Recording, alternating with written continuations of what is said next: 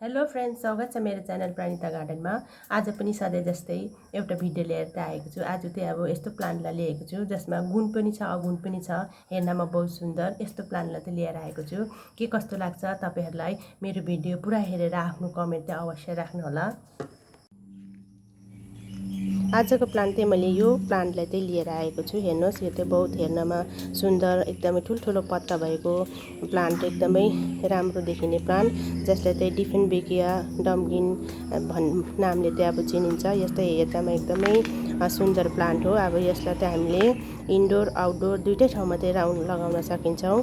अब इन्डोरमा लगायो भने चाहिँ मैले सधैँ भन्दै आएकै छु, अब इन्डोर प्लान्टहरूलाई चाहिँ अब उज्यालो नै चाहिन्छ। त्यही कारणले तपाईँले विन्डोको छेउमा लगाउनु भयो भने चाहिँ यसको यो राम्रै सप्रेर जान्छ। तर अँध्यारो ठाउँमा लगाउनु भयो भने त अब जुनै प्लान्ट पनि मरिहाल्छ। त्यही कारणले अन्त यसको एउटा गुण पनि छ, यो चाहिँ अब एयर प्युरिफाई प्लान्ट पनि हो। यसले अब एयरलाई पनि शुद्ध गर्छ, हावालाई पनि शुद्ध गर्ने प्लान्ट पनि हो यो।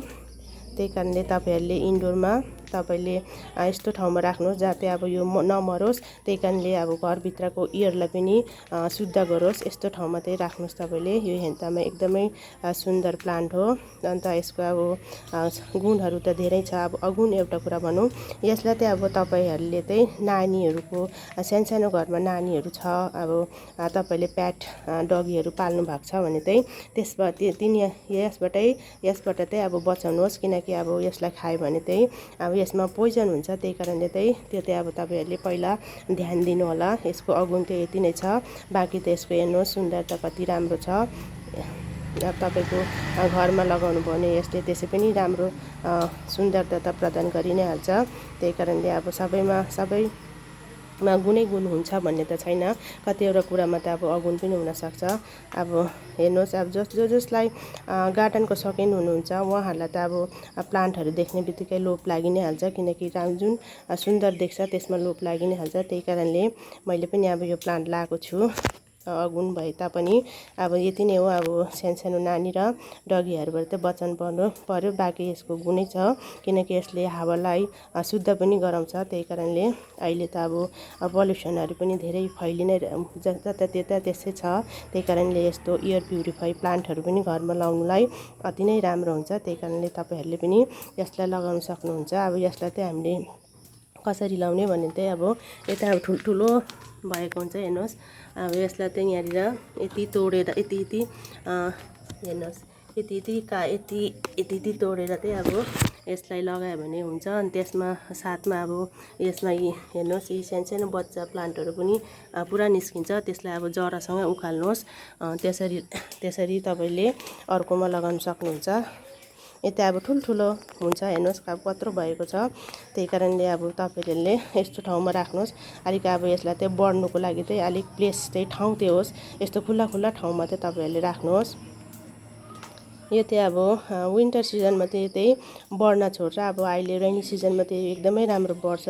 अब रेनी सिजनको पानीले त सबै प्लान्टहरू बढ्छ नै। त्यही कारणले रेनी सिजनमा प्राय सबै प्लान्टहरू नै ग्रोथको सिजन हो, किनकि बढ्ने सिजन हो। यो पनि हेर्नुहोस् एकदमै राम्रो बढेर आएको छ। अब यसलाई चाहिँ अब तपाईहरुले चाहिँ पानी चाहिँ तर एकदमै ज्यादा पनि यसलाई पार्नु हुँदैन, किनकि यसको अब जराहरू सडेर चाहिँ मर्न सक्छ। त्यही कारणले पानीहरू चाहिँ अब एकदमै लिमिटमा चाहिँ हाल्नुपर्छ। यसलाई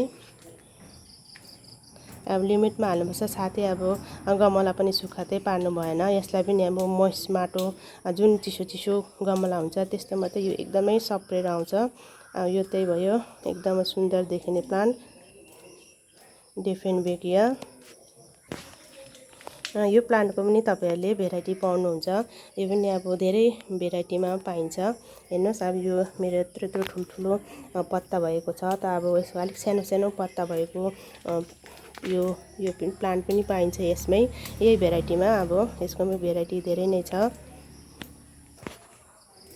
अब यसलाई चाहिँ मलहरू चाहिँ के लाउने भने चाहिँ अब यसलाई चाहिँ म चाहिँ विशेष चाहिँ यसलाई अब जुन सब्जीको छिल्काहरू हुन्छ त्यो चाहिँ पिसेर लाउँछु म। अरू त मैले केही पनि लाउँदिनँ।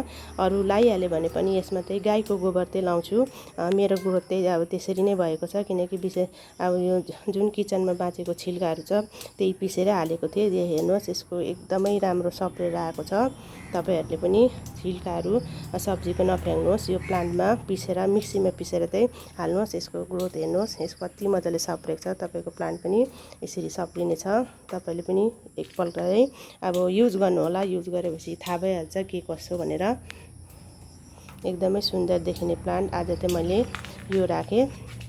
तपाईहरुलाई मेरो भिडियो के कस्तो लाग्दैछ कमेन्ट चाहिँ अवश्य गर्नुहोला। साथै अब जो चाहिँ मेरो भिडियोमा नयाँ हुनुहुन्छ अहिले उहाँहरूले चाहिँ सब्स्क्राइब गरिदिनु होला। साथै छेउको बेल आइकनलाई पनि टच गरिदिनु होला, ताकि अब जब म नयाँ भिडियो अपलोड गर्छु त्यसको नोटिफिकेसन चाहिँ तपाईहरुकोमा आओस्। आजलाई यति भन्दै बिदा लिन चाहन्छु।